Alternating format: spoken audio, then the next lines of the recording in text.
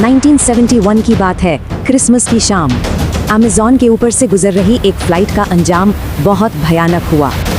सोचिए, 10,000 फीट से गिरने के बाद कोई कैसे बच सकता है, पर एक लड़की के लिए ये तो बस शुरुआत थी। ये कहानी है जूलियाने कोएप्के की, जो सिर्फ प्लेन क्रैश ही नहीं बल्कि अमेज़न के घने जंगल से भी जिंदा निकलूं।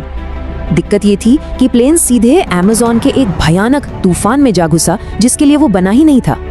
21,000 फीट की ऊंचाई पर अचानक आसमानी बिजली प्लेन के दाहिने विंग से टकराई और उसमें आग लग गई।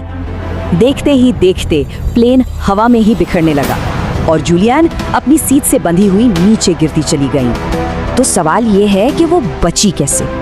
असल में 3 बातों ने मिलकर एक तरह का चमत्कार कर दिया।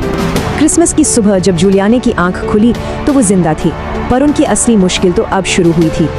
उन्हें गंभीर चोटें आई थी। कॉलर बोन टूट गया था, एक आंख सूजकर बंद हो चुकी थी और वो अकेली थी। ऐसे में उन्हें अपने जूलॉजिस्ट पिता की एक सलाह याद आई, अगर जंगल में खो जाओ तो पानी के साथ चलना। बस इसी सलाह के सहारे वो एक छोटी नदी ढूंढकर उसके साथ चल पड़ी। खाने के नाम पर बस कुछ कैंडीज थी। सफर के चौथे दिन नदी के किनारे उन्हें कुछ ऐसा मिला जिसने उन्हें अंदर तक हिलाकर रख दिया।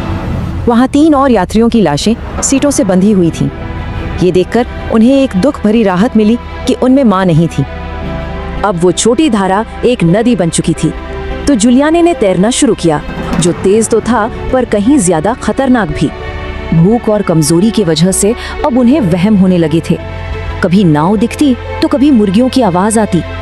इतना ही नहीं, उनके हाथ के एक गहरे घाव में कीड़े पड़ गए थे। ये इन्फेक्शन उनकी जान ले सकता था। 10 दिन बीत चुके थे और उम्मीद लगभग खत्म हो चुकी थी।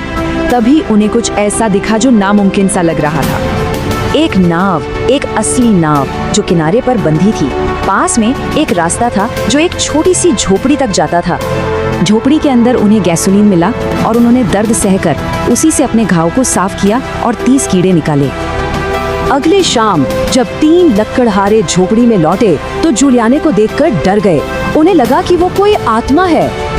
तब जूलियाने ने स्पेनिश में समझाया, मैं लैंसा प्लेन क्रैश की लड़की हूँ, मेरा नाम जूलियाने है। तभी उन्हें पता चला कि वो प्लेन में अकेली जिंदा बची थी। उनकी माँ और बाकी सब अब इस दुनिया में नहीं थे। बाद में जांच से पता चला कि 14 और लोग भी क्रैश में बच गए थे, पर अफसोस जंगल से कोई जिंदा नहीं निकल पाया।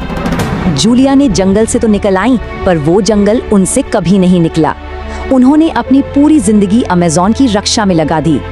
लेकिन एक सवाल उन्हें हमेशा कचोटता रहा, इतने लोगों में से सिर्फ मैं ही क्यों बची? और इसी ने उन्हें एक मकसद दिया।